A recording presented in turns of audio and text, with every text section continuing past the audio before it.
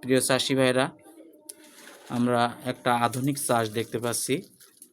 এটা ঘরের ভেতরেই চারা দেওয়া হয়েছে। এটাই বেড, এটাই বেড, এখান থেকে উৎপাদন হবে। তা যাই হোক, আমরা ওইদিকে দে সব দিকে দে।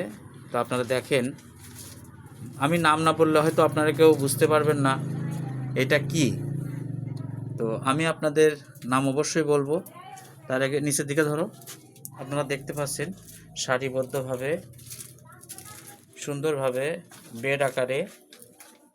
তো এইটা হচ্ছে যে আসলে ভাই, আসুন আমরা চাষি ভাইয়ের সাথে কিছু কথা বলি। আচ্ছা ভাই, এই যে আপনি যে আমি বিষয়টা বুঝতে পারলাম না, এই যে আপনি যে ফসলটা করছেন এই ফসলের নাম কি?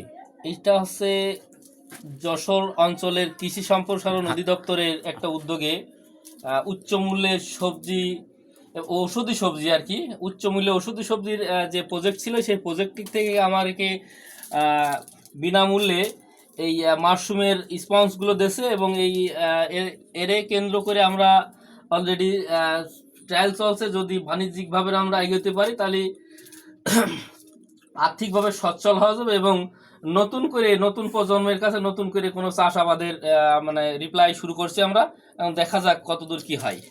তো চাষি ভাইয়েরা, আসলে আপনারা ভাইয়ের মুখ থেকে কিছুটা বুঝতে পারলেন।